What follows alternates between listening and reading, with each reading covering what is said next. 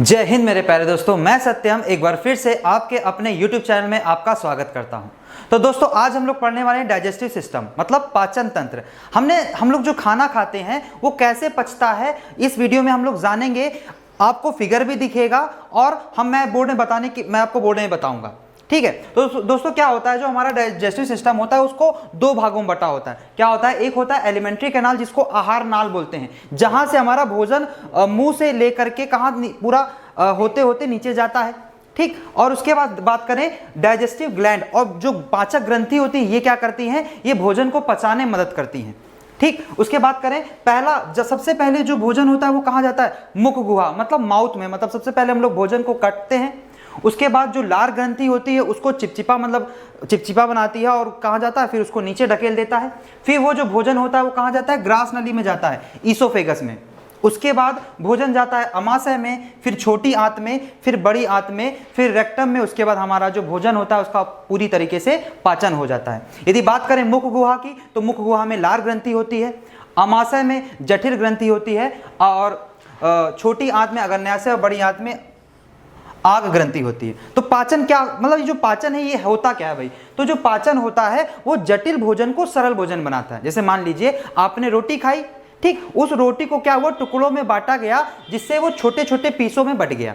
उसके बाद नीचे चला गया, है ना। उसके बाद ये जो जल हो गया, विटामिन हो गया, खनिज हो गया, इनका पाचन नहीं होता है, ठीक।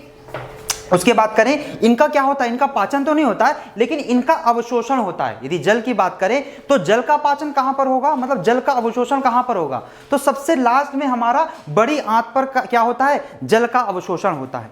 उसके बाद बात करें तो पाचन एक फिजियोकेमिकल प्रक्रिया है। जो पाचन है वो क्या है, फिजियो मतलब कि फिजिकल, और केमिकल मतलब कि केमिकल, मतलब हम लोग दांत से चबाते हैं तो फिजिकल हो गया ना। उसके बाद क्या हुआ, केमिकल प्रक्रिया हुई। उसके बाद बात करें पाचन का मुख्य कार्य, यदि बात करें तो पाचन का मुख्य कार्य क्या होगा, पाचन का मुख्य कार्य होगा भोजन से ऊर्जा प्रदान करना, यही तो होता है।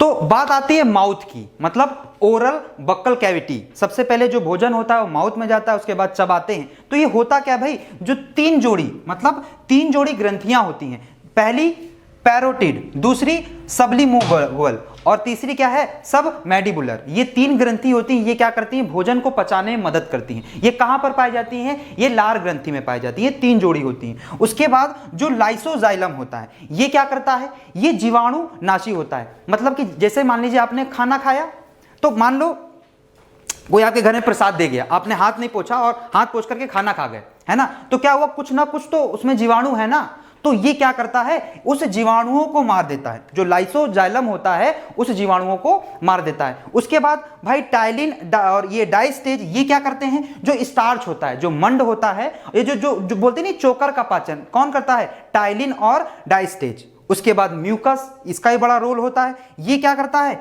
ये भोजन को चिपचिपा बना देता है जिससे कि हमें निगलने में मदद मिले, ठीक। उसके बाद भाई हमने माउथ मतलब चबा लिया भोजन को।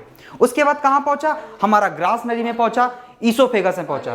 कहां पहुंचा, ईसोफेगस में। अब ईसोफेगस क्या है भाई, ईसोफेगस 25 सेंटीमीटर नली है हमारी। कितनी सेंटीमीटर, 25 सेंटीमीटर। यदि पूरी बात करें हम लोग पूरी कैनाल सिस्टम की, तो यदि मान लो कि मैं अपने आप को लेता हूं, अपने आप का पूरा डाइजेस्टिव सिस्टम आपके सामने रख दूं, तो 32 फीट मतलब कि कितना, 9 मीटर लंबा होगा। ये क्या होगा, आहार नाल। यदि बात करें ईसोफेगस की तो 25 सेंटीमीटर है। इसमें क्या होगा, इसमें पाचन नहीं होता है। क्या होता है, इसमें पाचन नहीं होता। ये एक फूड पाइप की तरह होता है। क्या होता है, फूड पाइप, मतलब ऊपर से स्टमक में भेजने का काम करता है। क्या, ईसोफेगस मतलब ग्रास नली। ये क्या करता है, भोजन को ढकेलना। ये जो ढकेलना है, इस एक प्रोसेस होता है, उसको क्या कहते हैं, पेरिस्टाइज मतलब क्रमानुकुचन, ठीक। उसके बाद भाई पहुंच गया। अच्छा एक बात, मान लो भोजन तो नीचे पहुंच गया, ठीक। उसके बाद हम लोग मान लो उल्टे लटक गए, तब हमने खाना खाया। भाई हम लोग उल्टे हैं, नीचे जा रहा है भोजन, तो ऊपर भी तो आना चाहिए। नहीं, ऐसा नहीं होगा, क्योंकि जो फूड पाइप होता है ना, ये हमारा ईसोफेगस, ये हमारा वर्क ऐसे करता है। मान लो इसमें हमने भोजन खाया, धीरे धीरे धीरे धीरे नीचे चला गया, फिर नीचे से वापस नहीं आ सकता ईसोफेगस से। उसके बाद भोजन हमारा कहां पहुंच गया, अमाशय में पहुंच गया, स्टमक में पहुंच गया। उसके बाद यहां पर लगभग 4 घंटे तक हमारा भोजन रहता है। उसके बाद जो अमाशय होता है उसको 3 भागों में बांट देते हैं। पहला क्या भाई, ऊपर वाला, देन सेकेंड, देन थर्ड। जो ऊपर वाला है इसको कार्डियक कहते हैं। क्यों कार्डियक कहते हैं? जैसे मान लो हृदय, जब हम लोग हृदय की बात करें तो कार्डियोलॉजी कहते हैं। तो ये हृदय के पास है तो इसको क्या कह देंगे, कार्डियक। इसका काम क्या होता है, ये ऊपरी भाग होता है, इसका काम होता है HCl मतलब हाइड्रोक्लोरिक एसिड का निर्माण करना। और ये क्या करता है, और जो कुछ बचे कुचे हमारे जीवाणु हैं वो आकर के हाइड्रोक्लोरिक एसिड में मर जाते हैं। HCl में चला गया, ये क्या करता है, और भोजन को तोड़ने का काम करता है। उसके बाद क्या होता है हमारा, देन फर्स्ट हो गया। उसके बाद हमारा सेकंड फंडिक। तो फंडिक क्या होता है, यहां ये जो सेकंड वाला भाग है ये कीटाणुनुमा रूजी, और ये भोजन को रोक कर रखता है। जैसे हम लोग कुछ दिन खाना नहीं खाते हैं तो कहते नहीं पेट में चूहे कूद रहे हैं, तो वो यही होता है कि यहां पर हमारा जो पेट होता है वो दर्द होने लगता है। उसके बाद थर्ड में जाता है हमारा पाइलोरिक, जिसमें हमारा गैस्ट्रिक जूस बनता है, जिसको हम लोग रेनिन। रेनिन का काम क्या होता है, जो दूध होता है उसको दही बना देता है रेनिन। उसके बाद बात करें पेप्सिन की, तो ये प्रोटीन का हमारा पाचन करता है। तो देखा होगा आपने, जब हम लोग जो छोटे बच्चे होते हैं वो दूध पीते हैं, जब उल्टी करते तो दही बन जाता है। क्यों? क्योंकि ये यहां पर जो रेनिन होता है ये दूध से दही बना देता है। उसके बाद हमारा भोजन यहां पहुंच गया स्टमक में। उसके बाद हम लोग पहुंचेंगे कहां भाई, उसके बाद छोटी आंत में पहुंचेगा भोजन। जब छोटी आंत में पहुंचेगा उसमें क्या होगा, फिर बड़ी आंत पहुंचेगा उसमें क्या होगा, फिर गुदा में, उसके बाद देन खत्म। बंद करो इसको। जो हमारा भोजन था वो ग्रास नली से पहुंचा हमारे पेट में, उसके बाद कहां पहुंचेगा, हमारा अग्न्याशय पहुंचेगा। उसके बाद ये क्या है, ये एक ग्रंथि है, ये क्या करती है, अपना एक रस डालती है जिससे कि पाचन हो जाता है। उसके बाद जो भोजन पहुंचा हमारा छोटी आंत में पहुंचा, स्मॉल इंटेस्टाइन में।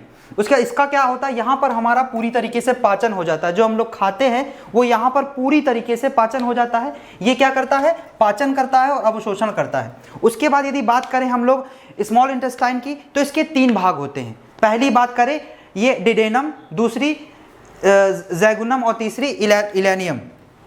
जो डेडोनियम होता है ये क्या करता है, सेक्रोटीन और कैलोसिस्टोकाइनिन मतलब हार्मोन्स निकालता है, और इसमें एंजाइम नहीं निकलता है। उसके बाद बात करें सेकंड की, तो ये क्या करता है, पाचन और अवशोषण करता है। तीसरी बात करें तो इसमें हमारा ये जो अग्न्याशय ये ग्रंथि है, ये पूर्ण पाचन, यहां से 3 हमारे जैसे लाइपेज, एक एमाइलेज और तीसरा क्या है, टिप्सिन। जो लाइपेज होता है वो प्रोटीन का पाचन करता है, प्रोटीन को क्या किसने बदल देता है, पेप्टाइड ने बदल देता है। उसकी बात करें एमाइलेज की, तो एमाइलेज क्या करता है, स्टार्च को, मंड का पाचन, जो हम लोग रोटी वगैरह खाते हैं वो जो मंड होता है, स्टार्च होता है, उसका पाचन कर देता है। और टिप्सिन होता है जो फैट होता है, जो वसा होता है, उसका पाचन करता है। उसके बाद जो हमारा भोजन होता है वो बड़ी आंत में जाता है, उसके बाद गुदा में जाता है, और जो बड़ी आंत होती है हमारी लार्ज इंटेस्टाइन, ये क्या करती है, जब भाई भोजन हो गया उसके बाद ये क्या करती है, पानी को अवशोषित कर लेती है। जैसे हम लोगों को कभी कभी पेचिस हो जाता है, जैसे हम लोग वो आने लगती है,